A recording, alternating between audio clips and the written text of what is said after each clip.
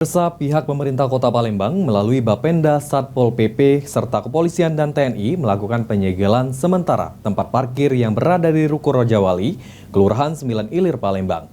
Lantaran tempat parkir belum membayar pajak selama 3 tahun kepada pemerintah Kota Palembang.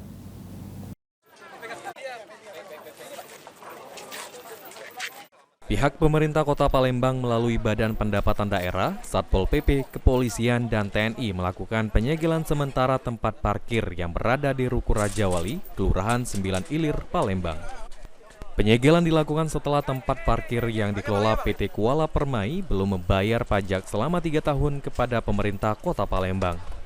Sebelum penyegelan, Pemkot Palembang sudah melakukan pendekatan dan melayangkan surat kuasa khusus dari pemerintah Kota Palembang melalui kejaksaan. Namun, hal tersebut tidak membuahkan hasil. Tempat parkir ini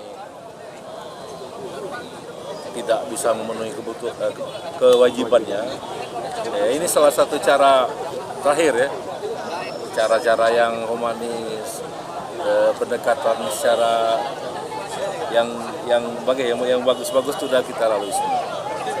Berikut juga sudah kita lalui SKK ke kejaksaan, surat kuasa khusus juga tidak selesai. Nah, ini akhirnya Temopad memutuskan untuk melakukan penutupan sementara. Saat dimintai keterangan, pihak perwakilan pengelola parkir yang saat itu di lokasi penyegelan tidak mau memberikan komentarnya. Pak, izin statement sebentar Pak. Dikit ya Pak. Terkait penyegelan ini Pak, tanggapan kita Pak dari pengelola Pak. Kita bukan pengelola Pak. Nah, kita yang diwakilkan untuk ini. Pemerintahan Kota Palembang akan membuka penyegelan setelah tunggakan pajak selama 3 tahun dibayarkan. Selain karena hal tersebut merupakan kewajiban wajib pajak, potensi pendapatan di tempat parkir tersebut berkisar 100 juta rupiah per bulannya. Sandi Pratama, PAL TV.